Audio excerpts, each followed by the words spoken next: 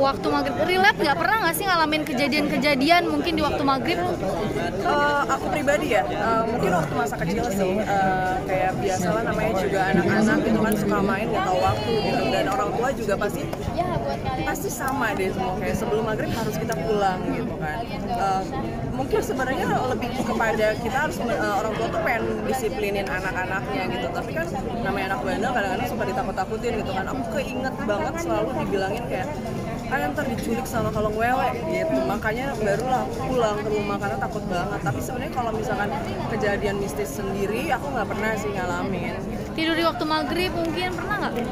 Tidur di waktu maghrib mungkin pernah, waktu dulu aku umur masih SD kali ya. Terus kayak tiba-tiba aku bangun di kamar, terus aku lihat kayak ada mamaku lewat kayak bawa tumpukan baju yang habis disetrika gitu pakai daster. Terus udah, habis itu aku keluar, mama tuh masih di dalam. Pas aku keluar kamar, tiba-tiba ada mama yang beneran. Jadi tiba-tiba ada dua mama, serem banget sih. Linglung apa gimana nggak sih biasanya kalau kayak gitu kan? Biasanya kalau tidur di waktu maghrib katanya bisa linglung, bisa kebingungan juga, itu gimana? Itu kejadiannya mungkin waktu aku kecil ya, jadi kayak ngerasa linglung sih enggak, itu lebih kayak itu siapa, kok takut, jadi kayak nggak bisa ngungkapin ke mama gitu, cuman aku pendem doang gitu rasanya. Tapi percaya nggak sih sama mitos-mitos gitu soal maghrib ya? Ini kan urban legend banget. Percaya banget, dan maksudnya itu kan memang legenda juga ya, dan dipercaya sama banyak masyarakat gitu. Dan nggak cuman menurutku, bahkan bukan cuman untuk agama yang Islam doang gitu. Aku rasa kayak banyak agama yang percaya gitu loh, kalau misalkan pada saat perpindahan dari siang ke gelap gitu, itu memang pasti ada kejadian-kejadian yang aneh-aneh gitu. Kalau misalnya kitanya juga nggak menghormati, misalnya contoh dengar azan gitu, kita masih tetap main atau masih berkegiatan gitu. Tapi kalau di syuting sendiri itu emang setnya waktu maghrib beneran atau gimana tuh? Mostly iya, kebanyakan iya. Tapi kan maksudnya memang exterior night-nya itu banyak, jadi ya pasti sampai pagi kita syutingnya gitu. Nah, ada pengalaman nggak pas syuting tuh di waktu maghrib? Saat syuting ada yang aku lagi syuting hari pertama.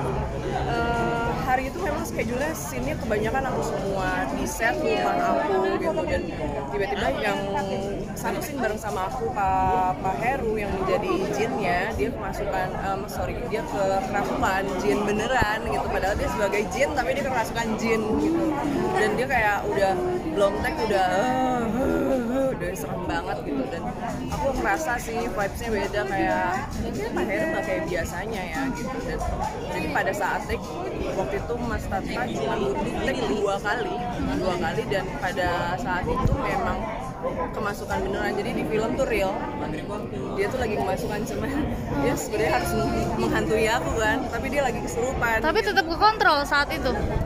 Kontrol, malah aku merasa terbantu sekali dengan vibes-nya dia yang berbeda. Aku jadi kayak belum take aja gue takut duluan nih gitu. Bahkan pas take aku juga pengen nangis deh rasanya gitu.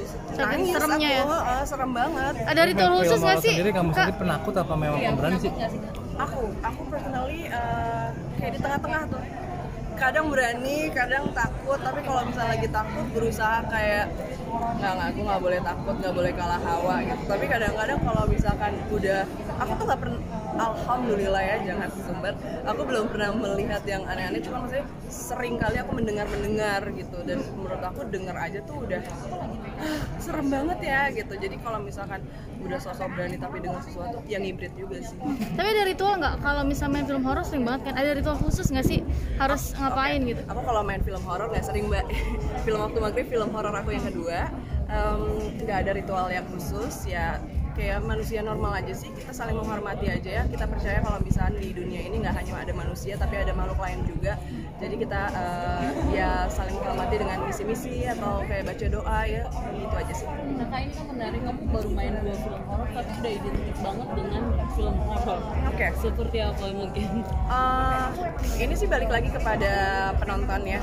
Kalau misalnya mereka mau kayak mengkotak-kotakan aku sebagai aktor yang bermain film horor gitu, identik gitu. Tapi kalau buat aku pribadi, aku tidak worry dengan hal itu gitu, karena film horor yang aku ambil pun juga genrenya berbeda pastinya gitu. Dan punya tantangan tersendiri masing-masing gitu, dan aku sangat happy sekali bisa terlibat di film Waktu Maghrib ini karena karakternya tidak hanya ditakut-takuti oleh makhluk halus, tapi juga di sini pun aku juga harus menakut-takuti gitu. Jadi kan kayak dua karakter, PR-nya tuh ada dua gitu buat aku gitu di film ini, dan itu sangat challenging sekali. Terus juga jadi karakter guru yang galak itu juga menurut aku experience yang luar biasa karena aku nggak pernah dapet karakter sebelumnya di film yang jadi karakter Terima kasih orang galak teman-teman gitu. media. Thank you ya. Kita berikan kesempatan buat para pemain harus bersiap-siap untuk gala premier. Bareng-bareng. Ya. Kak, sekarang lagi sibuk apa sih mungkin selain main film? Oke, sekarang aku lagi sibuk untuk promo film Waktu Maghrib. Terus kemudian juga aku lagi syuting untuk series aku yang tayang di video. Untuk season 2. Suami-suami masa kini season 2. Siap. Berarti film terus nih ya, lagi target Film dan series. Untuk menjaga stamina kegiatan seperti apa sih, Sarah? Siap-siap semuanya. Thank you. Thank you. Thank you, Kak. Oke.